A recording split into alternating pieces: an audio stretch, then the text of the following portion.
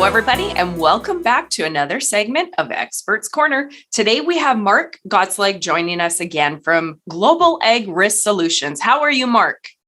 I'm doing real well today. How about yourself? I am doing fine and dandy. It is sunny. It is warm. It is amazing. And you are here to talk to us. So I am super excited. So this is our third segment together, talking about risk management for the farm. The first one, we spoke about understanding risk and uncertainties. The second one, we spoke about understanding production cost insurance. Today, we're going to be talking about AgWrap. I'm intrigued. Before we go there, can you tell our audience a little bit about who you are and who Global Ag Risk Solutions is? Sure, absolutely. Thanks. What can I say about myself? Born and raised on the family farm just 35 miles north of Moose Jaw. Our hometown is Findlater, Saskatchewan. Our actual box number is box 1, Findlater. Oh, wow. There's about 80. There's about 80 people in Findlater, but yeah, we're from the farm just southwest of Findlater. Come from a big farm family of 10 kids. I'm the oldest boy. We were mixed farmers, had about a little over about 2,000 acres and about 100 head of cattle on a given year.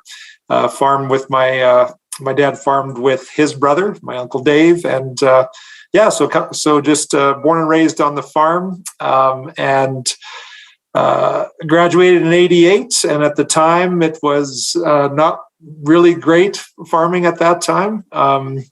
87, 88, 89 were the worst years in our farm with the drought, low prices, and so Dad, being the oldest boy, and there being lots of kids to follow, he couldn't support Dad and Mom couldn't support me to farm, so went off to university, and then in 2012 landed at Global Ag Risk Solutions, and it was the second year they've been running, and have been here ever since. I'm the national sales leader for Global Ag Risk Solutions, which is the very first private crop insurer in Canada, and we cover full farm on the crop side revenue protection. So we're really happy to be growing our company every single year, and this past year we're insured a little over 3 million acres in the 3 prairie provinces, and are growing strong. So it's something that farms are using for a lot of different reasons, and I couldn't be happier working for them and to help farming move forward. So that's a little bit about me. Oh, good. Thank you for sharing. That's wonderful. Yes.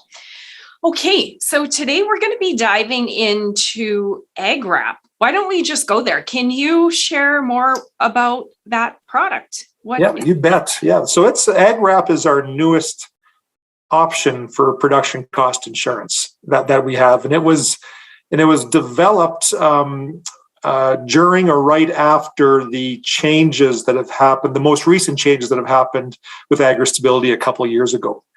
So before the changes happened, all private insurance, so private non-subsidized insurance, if you claimed with any of those insurers, like ours, like hail insurance, like the provincial crop insurers that are not subsidized, that claim money counted as revenue for AgriStability.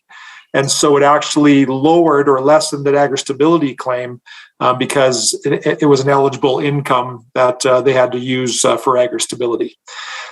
So a couple of years ago that changed, and now AgriStability, the federal program, is not a eligible income that is used for that program. So that means that any claim that happens with private insurers does not count as revenue for AgriStability, which means AgriStability claims are not affected by private insurance claims. And so we saw that there an opportunity and developed this AgWrap from that. And the beautiful thing about that is that's a big win for farmers that are using private insurance and AgriStability together.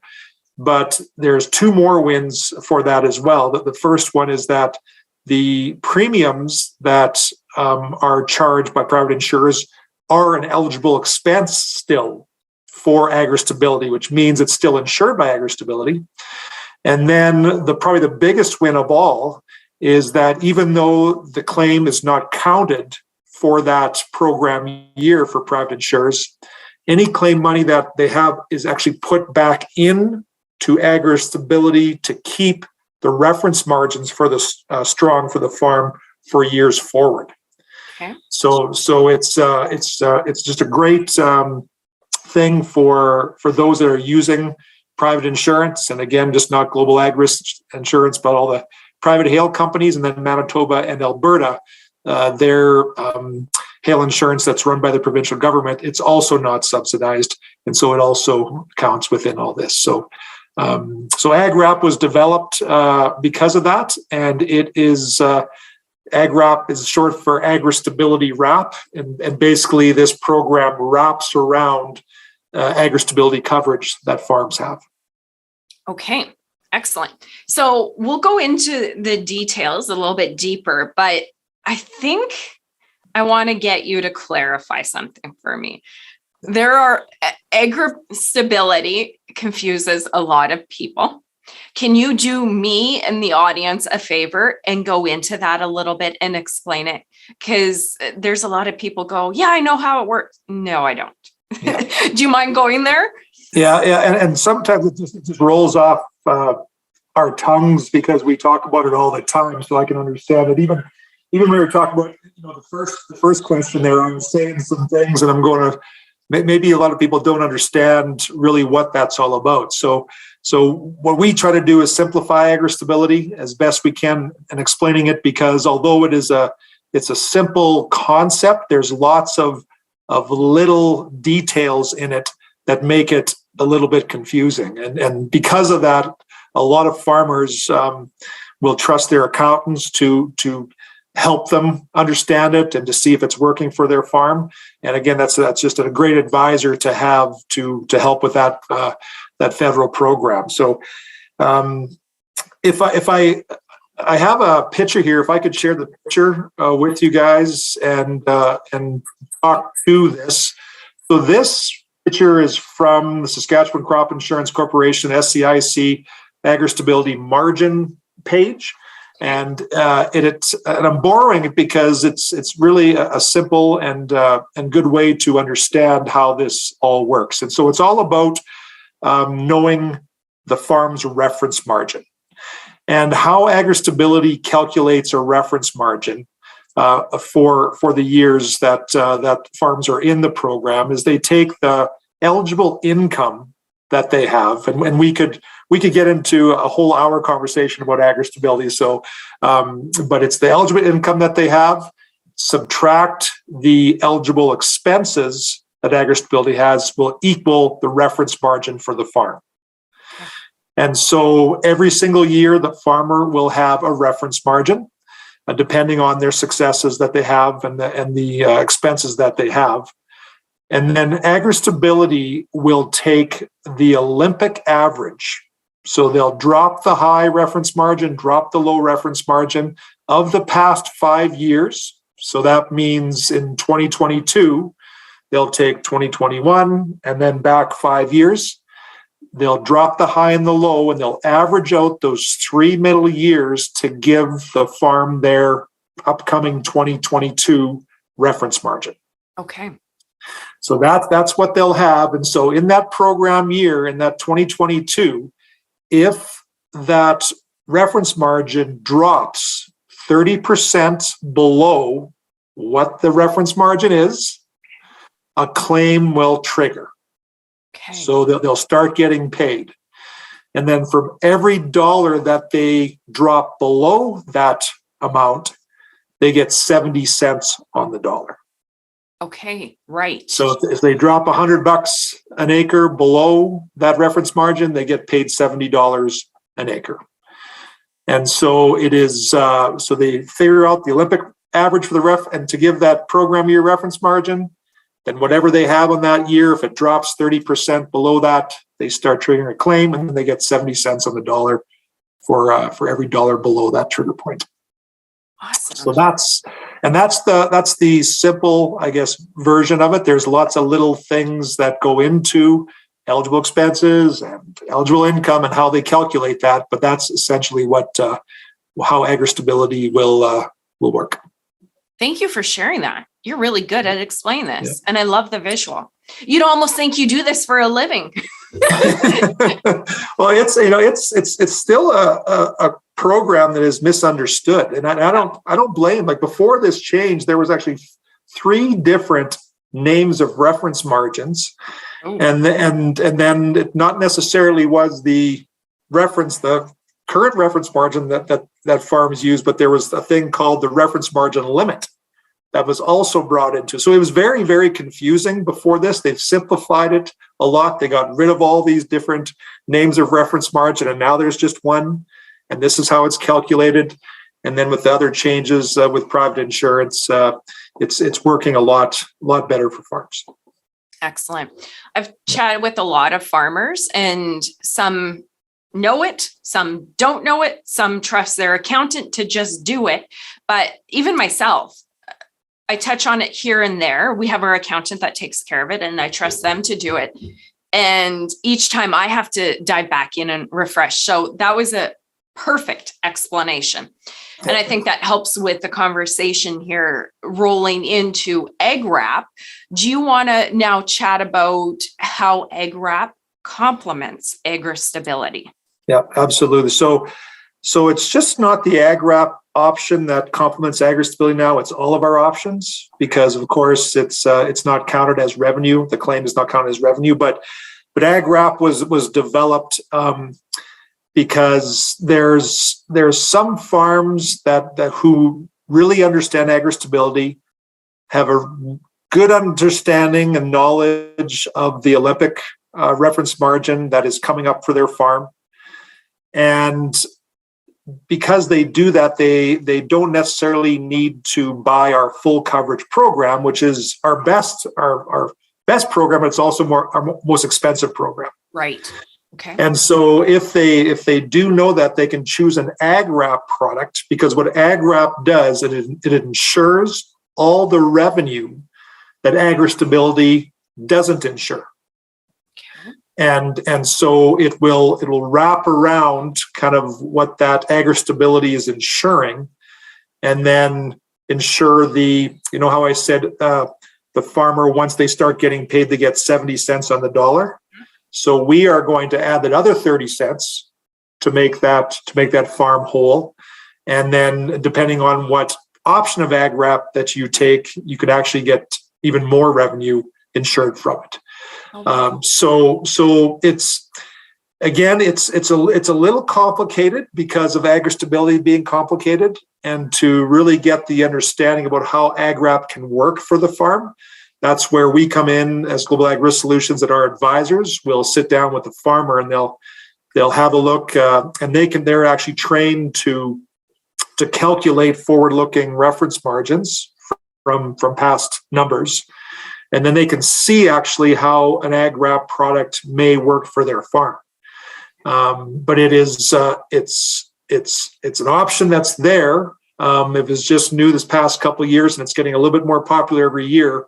But because of the complexity of AgriStability, it's still not used a lot. Right. Yeah. Okay, that is fantastic. I want to. Why don't you share your final thoughts, and then I'm going to ask you another question. Sure. On getting, share your final thoughts on the 2 programs, and then we'll go with my question I have for you, a burning question. Sure. And I apologize for not getting really deep into how AgWrap, like the actual numbers and works, because it's different for every single farm. So it's hard really to explain, other than just knowing that it complements it by it covers the revenue risk that AgriStability doesn't, and that's something that, including what's called a negative margin, that for some farms AgriStability does not cover as well, and we also cover a negative margin. And again, that's all stuff that just rolls off our tongues, but it has to be explained a lot better by and more in depth by our advisors. So just some final thoughts of it. First of all. I'm going to go right back to what we talked about, and maybe one of our conversations before, and that's knowing your cost of production. Nothing really matters if you don't know your cost of production and how the programs, AgriStability or our program, can help your farm. So that's key in really understanding that. Need to be confident in knowing that AgriStability can work for your farm. There's a lot of farms that before this new change, before they dropped the reference margin limit, that just didn't feel like it was working for their farm anymore. Now we are advising farms for those that dropped out of it, to have a really strong look at it again because of that change that happened. And so talk to the provincial governing bodies that administer it. Talk to your accountant. Find some advisors that can explain it to you, just to see if it actually can work for your farm. Because although it's still a disaster type of insurance, it's not so much a deep disaster insurance now as a medium disaster. And so this last year, a lot of farms did trigger AgriStability payments. Okay. And then for the AgWrap program, it's all about sitting down with our advisors and exploring it, seeing if there's some interest in it. And then if there is, then we would get some numbers together to give a quote. And then work with that farm so they know exactly what they're buying if they do want to purchase it. Okay. I think that leads perfectly into my last point. And I always like to go here because I believe that farmers are brilliant people. They know a lot. They wear a lot of hats, but you can't know everything. And sometimes being that person in a business that has to know a lot about everything, we think we need to know everything about everything. So my question, and I know myself, I throw myself under the bus all the time as a farmer, as a CEO, as a business person. Sometimes I'm like, oh my gosh, I don't understand. And it takes a while to get yourself out of yourself and go, okay, I don't know. So let's say I'm sitting in the audience, Farmer Tracy, I'm in the prairie provinces, and I go, okay, this global ag risk stuff sounds very intriguing. I'm interested. I don't necessarily get it. I'm feeling intimidated. And I think it's human nature where we go, okay, well, I'll do that later. I don't want to call these people and go, okay, I don't really know what I'm talking about. Can you help me? Can you speak to that? Because I think that's one of the key things in bringing on programs and professionals onto your team is just being able to say, I don't know, help me. Yeah. And it's perfectly fine. It actually shows that you really care about your business a lot more by reaching out for help. Yeah. The things that you don't know. And I have a lot of stories with the town hall presentations that I've done over the past number of years for global ag risk and farmers, accountants, ag lenders, whoever's coming to the town hall are always sitting and listening, but not really asking questions. And I always encourage, even if the question, even if you think it's a silly question, ask it, because likely half of everybody else in the audience is thinking the same thing, but they are not asking it. And I always encourage to pepper us with questions and not to be shy or don't feel like you don't know. I'm still learning a lot about farming. Whenever an agronomist or a grain marketer talks, I'm like, holy, there's a lot there. And so I try to ask as many questions as I can so I can get a better understanding. And that's continually as there's more and more things out there. I don't know how many salespeople, so to speak, will drive down a driveway every single year of a farm. So many things are thrown at us, and it's such a big business with so many key decisions that have to be made all the way through, that are time sensitive, that are expensive, that are risky, because it's all risky. Yep. So to really have an understanding and not to be shy to ask those questions, to reach out, is incredibly important. And this year, beyond a lot of years with the cost of production, how high they are, and the opportunity that it's out there to find those people that can be in your corner so you can just knock it out of the park, is really what a lot of people should be looking at. You're so right. I didn't even think of that with the dryness and the cost of all the inputs now more than ever, right? It's important to look into these tools. Good point. Okay. So I'll give you the call out, but if people are interested, it's as easy as a call, and you have people to walk people like me through this process, right? I don't have to come here and say, hey, Mark, this. You guys can help us walk through this and figure it out, right? Yeah, the advisors that we have are trained, are licensed. They're level 2 licensed advisors, mean they have to take a few classes, they have to upgrade their learning every single year, get their credit hours, and then we at Global Ag every single year not only train on our product, but review AgriStability, crop insurance, our competitor, hail insurance, all these different things. So they have a really good working knowledge. They know our program really well and everything else well as well. And so that they will walk through, get to know a little bit about the farm first, see if there's some value beyond what they're insured for presently that a Global Ag Risk Solution product can bring. And then we'll walk through the options with them and to get them to really understand what we're doing.